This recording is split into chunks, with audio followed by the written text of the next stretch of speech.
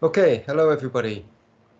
This is the video lecture for week 12 of Japan's International Relations course. I will be doing the last 3 classes for Takahara Sensei.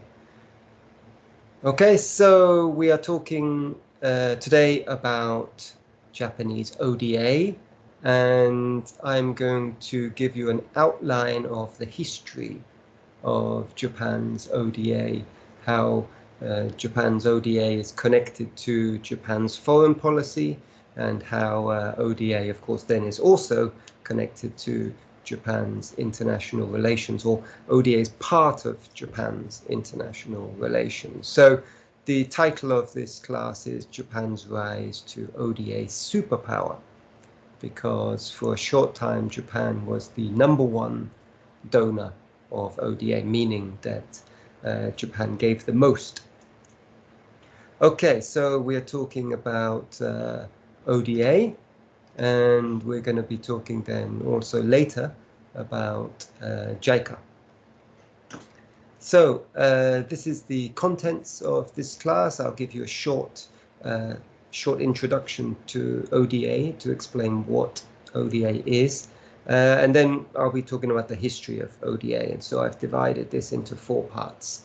The first part is the beginning of Japan's ODA, and this is connected to war reparations or compensation for the war. The second part is the 1970s and a number of shocks, and this caused some change in policy.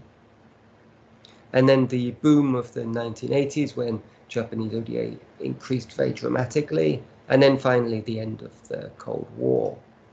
So we have 3 class goals, okay? So you need to understand 3 things. How and why did Japan's ODA increase so much? That's the first thing. The second thing is the influences on Japanese ODA policy and practice. And then finally, these ODA institutions, these organizations, part of the government, these organizations and how they've changed. So let's look at the first one. This is ODA. So what is ODA? Now, if you look at this simple graphic here, you can see this is ODA here. So ODA is part of foreign aid, and that of course means aid given to a foreign country. And ODA is not military aid. So military aid can be a type of foreign aid, but given for military purposes. And then there is also this development aid, and some development aid is foreign aid. Yes, so this part here. Of course, some development aid is not foreign aid because it's given to different parts of their own country. Yes, so it's, for example, the Japanese government giving development aid to Tohoku after the earthquake. Obviously, this is not foreign aid. Okay, so ODA must be development aid, and ODA must be to a foreign country. Now, the last one here is private aid. So some private aid, of course, is foreign aid, and this could be a charity, an NGO, an MPO.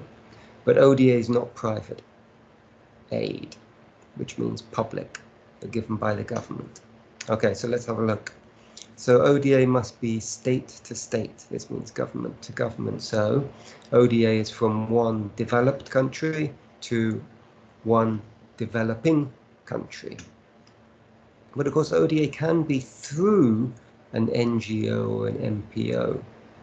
So it's from the government to the NGO or MPO, who then do some activity in the developing country.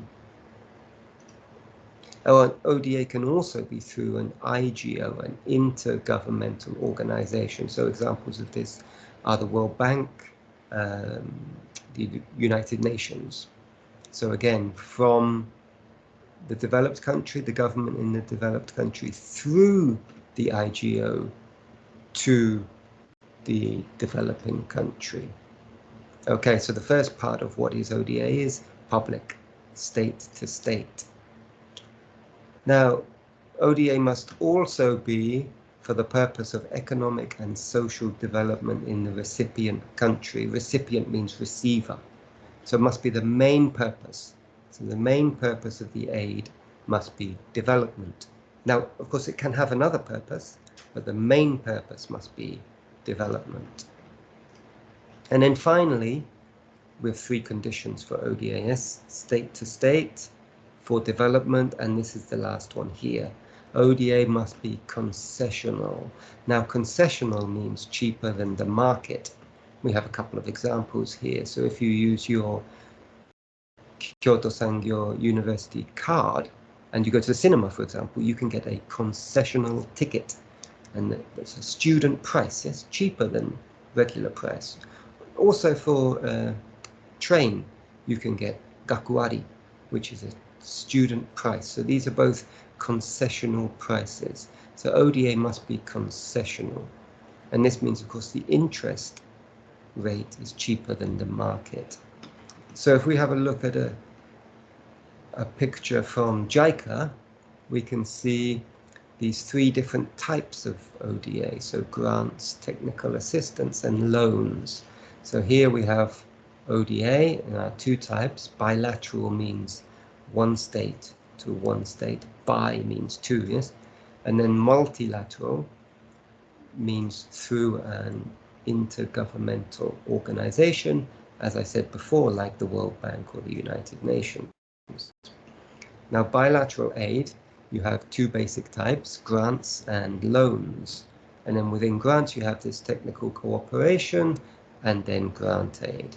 So let's have a look at these. Now, loans, of course, must be repaid. So the payer must, the receiver must pay back the loan. So this is basically similar to a house loan or a car loan or a student loan. Yes, you must repay, but it must be concessional too, and also generally large amounts. So, for example, big infrastructure projects. And then we have grants and technical cooperation. These do not need to be repaid, so they're kind of like a gift, much smaller amounts. So the technical cooperation is to transfer skills and technologies. So, for example, education and training. Okay, so that is what is ODA. Okay, so if we review it, it has these three conditions: must be state to state, developed country to developing country, must be for development, and it must be concessional.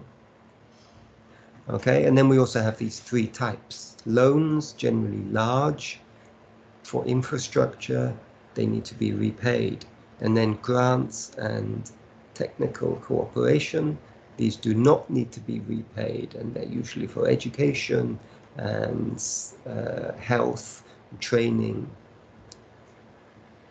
Okay, so now let's go on to the next part 2, which is the beginning of the history of Japan's ODA.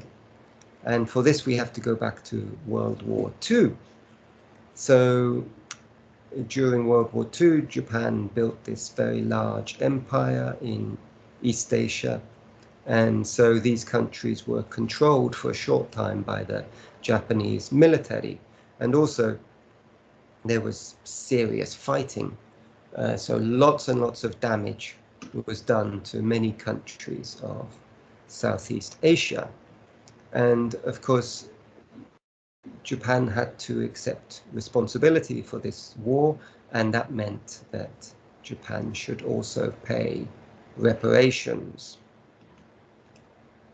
And so many countries of Southeast Asia wanted Japan to pay compensation, to pay reparations. But of course, this was a serious problem for Japan, because after the war, of course, Japan's economic condition was very, very bad. So it was very difficult for Japan to pay reparations. But also because Japan's economic condition was so bad, Japan actually needed the countries of Southeast Asia to help, the resources and the markets of Southeast Asia to help Japan's economy to recover. But of course, these Southeast Asian countries wanted reparations, and this meant Japan had to pay reparations, even though it was very difficult for Japan to pay reparations. So they had to pay reparations to get friendly relations, or to restart friendly relations with Southeast Asian countries. But it was very difficult for Japan to pay reparations because the economic condition in Japan was so bad. So what Japan did was decide that these reparations would be an investment. So Japan would pay reparations to the countries of Southeast Asia, but these reparations must be paid in a way that Japan can get some benefit. And of course, this is the beginnings of what we now call Keizai Kyoryoku. One example of these kind of reparations is this Baluchang hydroelectric power station in Burma, what is now Myanmar. This was a very, very large project, the largest project in the reparations, and this hydroelectric power plant is still working now, so it's still providing electricity for the people of Burma even now, and has been increased in size since then. But this kind of very large infrastructure project, built by Japanese companies with Japanese consultants. So these were investments. So how did Japan get a benefit for this? Well, as I just showed with the example of Baluchang hydroelectric power station, this was done by private Japanese companies. So it's kind of support for private investments. And another advantage is that these reparations projects allowed Japanese companies to get access to markets, and also to make relationships. So the reparations finance was used to invest in developing countries, and then this allowed Japanese companies and the officials in the developing country of Southeast Asia to make some relationships. And of course, these relationships are very useful for business. And another example is that there was a subsidy for exports, so exporting some Japanese products to these countries of Southeast Asia. So two key characteristics that were started in the reparations period, so the 1950s and then into the 1960s, focus on Asia and especially Southeast Asia. And of course, we know now that Japan and Southeast Asia are very closely connected in terms of economy. Many Japanese companies produce in the countries of Southeast Asia, and we export lots of products to Southeast Asia, and we import lots of products from Southeast Asia. So the focus on Southeast Asia is one important characteristic. A second important characteristic is the important role of Japanese private companies. So the companies that are members of JETRO, for example, or Keidanren. So these are two important characteristics of Japanese ODA that began in the reparations period. We should also say that at this time, Japan was actually receiving ODA too. And two examples here are the Shinkansen and the highways like Meishin.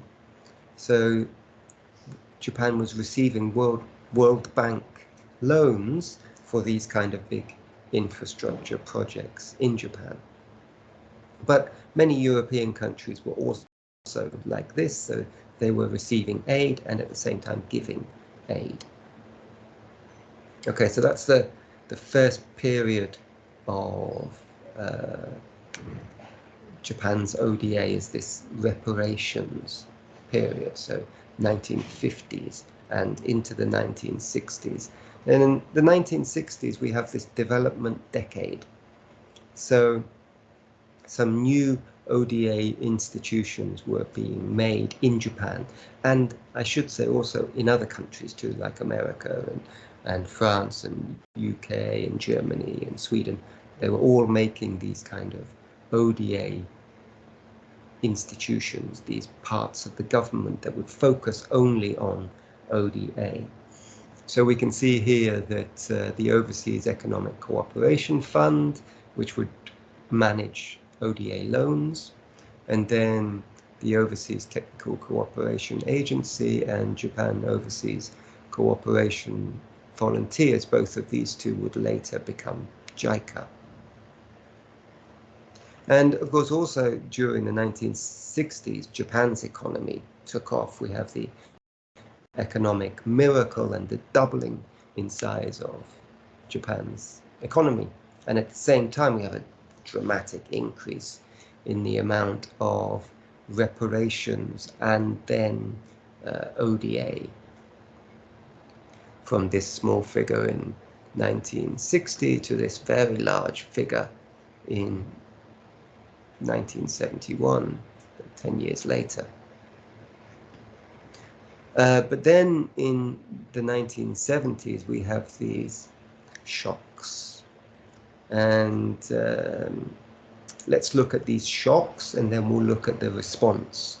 That means the policy response.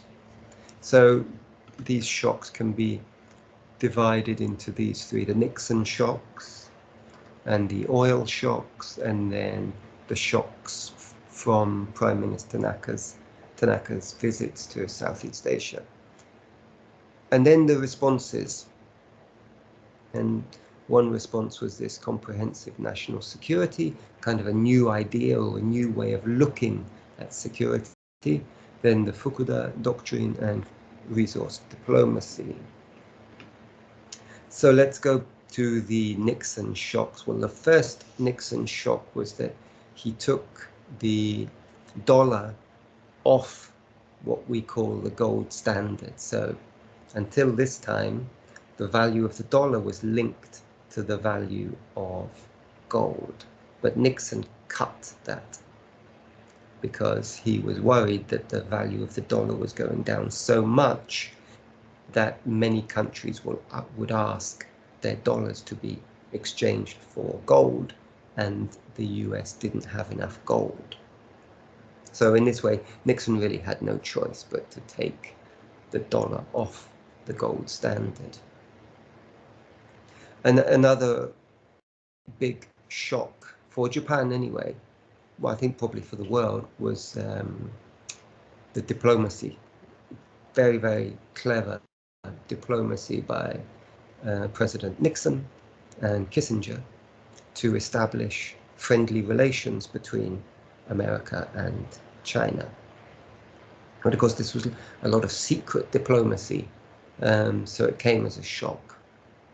But I mean, very important in the history of the Cold War, because it weakened the position of the Soviets, because China, of course, moved away from their communist ally, although really China and the Soviets were never especially friendly, but they were both basically communist states.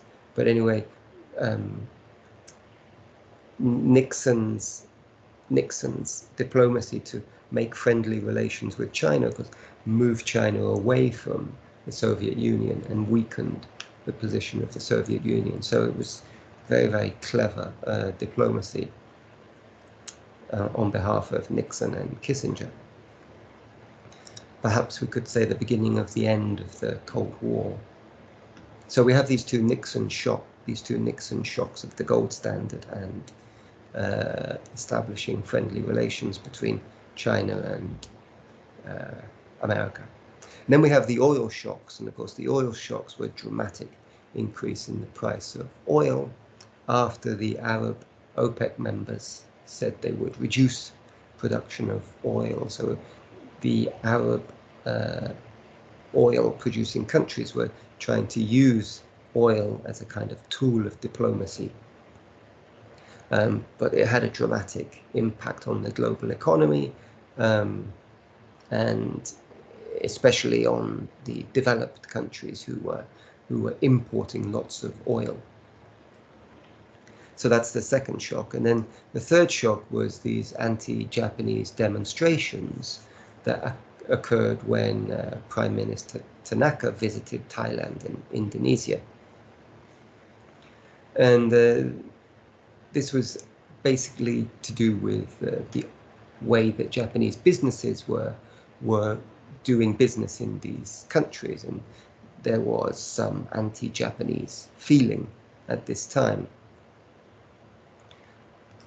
So the response of the Japanese government to these shocks, well, one was to create this new idea of national security. So we have traditionally national defense as being national security, but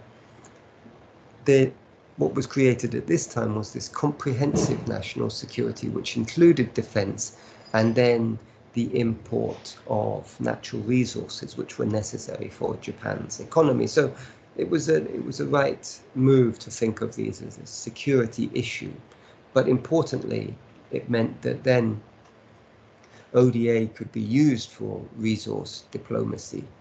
So ODA could be used to secure these resources in foreign countries. I mean, this had already happened, of course, but now it had become kind of policy, official policy. So to explain why. So this was one response. A second response was this Fukuda doctrine, named after Prime Minister Fukuda, and he famously said that Japan and the ASEAN countries, so Southeast Asia, are equal partners. So more friendly relations with the countries of Southeast Asia. So that was the second response, and then connected to both of these two, the comprehensive national security and the Fukuda doctrine, we have this dramatic increase in ODA, and we have these plans to double ODA. And we can see here that by 1989, Japan had become the largest donor, and then, except for this year, Japan remained the largest donor all through the 1990s until 2000. So this was Japan becoming an ODA superpower here. So in 1980, at the beginnings of this dramatic increase in ODA, the doubling plans, there was the diplomatic blue book, and so this is kind of explaining Japan's diplomacy, Japan's foreign policy. And in this, they gave 4 reasons why Japan gives aid. And the first one is to contribute to creating a peaceful international system. So this is Japan's responsibility as a rich country to contribute and support the international system. And then number 2 is, as a wealthy nation, Japan should pay commensurate with its wealth. So in this way, it's a kind of tax. So because Japan's rich, Japan should give more to support the system and to support developing countries. And then the number 3 is kind of economic reason. Japan has heavy economic dependence, especially in natural resources. So this is saying that Japan is especially dependent on other countries for its economy to import natural resources. So it's natural that then Japan should give aid to other countries. So this first one is the kind of responsibility, and the second one is connected to Japan being a rich country, and the third one is connected to Japan's economy.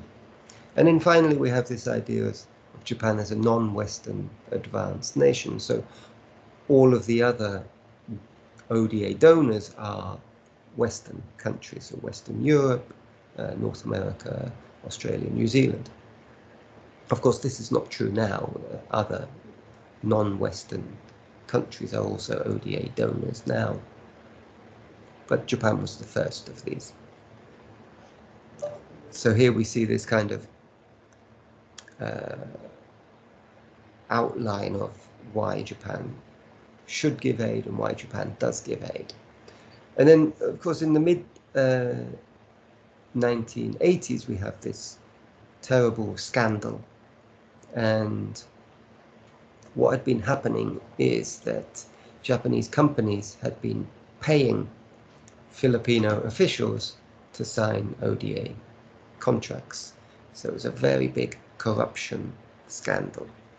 And of course, this had a dramatic impact, especially on Japanese people who, before this time, had generally supported ODA, but this showed that there was a kind of dark side to ODA too. But if we look more positive way, then we should say that Japan's ODA has made a very, very important contribution to the success of Southeast Asia. And of course, Southeast Asian countries, most Southeast Asian countries have been very successful in their development. And one reason for that is this kind of partnership with Japan. So Japanese ODA built lots of infrastructure in the countries of Southeast Asia. Japanese ODA was also a big investment in human resources, so lots of training, education in Southeast Asia, and ODA also supported industry and agriculture. So this is a very positive view of Japan's ODA, and basically true. And one example of this kind of huge investment is this Eastern Seaboard Industrial Development in Thailand. And this is now a massive, huge industrial development area with lots of Japanese companies, but other companies too. Very large amount of industry here, enormous amount of jobs created. And Southeast Asia has got many of these kind of development areas paid for by Japanese ODA. So this is the ODA boom, and now we're going to go to the last time period, and this is the end of the Cold War. So here we have the leaders of the US and Soviet Union, Reagan and Gorbachev, and these two men basically negotiated a peaceful ending to the Cold War. But of course, the end of the Cold War was a dramatic change in international relations, and so Japan had to shift its foreign policy. So one response was the International Peace Cooperation Law, and this allowed Japan to send peacekeepers overseas to contribute to the UN peacekeeping. And then the second one was this new ODA Charter. So this was providing more rationale, more principles to the ODA. So if we look at this ODA Charter, we can see there's some basic conditions or principles. We have 4 here. So environmental protection is important, and ODA cannot be used for military, or cannot also be given to militarized countries. So these are countries that have a very high military spending. And then there are these other kind of values: democracy, a market economy, human rights and freedom. So this is a kind of things that the government of Japan has to consider or think about when they give ODA to foreign countries. So if we look at this trend, overall trends, then we can see this focus on Asia was very, very strong at the start in 1970 and has got much less. So in 2007, less than 1/3, but still very important. And we can see an increasing importance of Africa. But still, there's still a focus on Asia.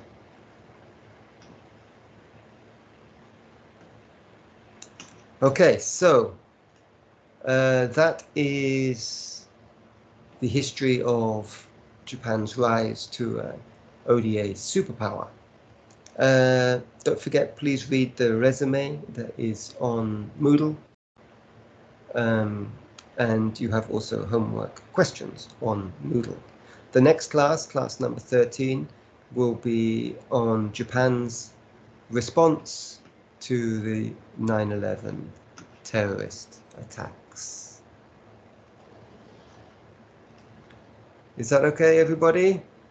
So thank you very much for watching this video lecture. I will see you in the next class. Okay? Goodbye.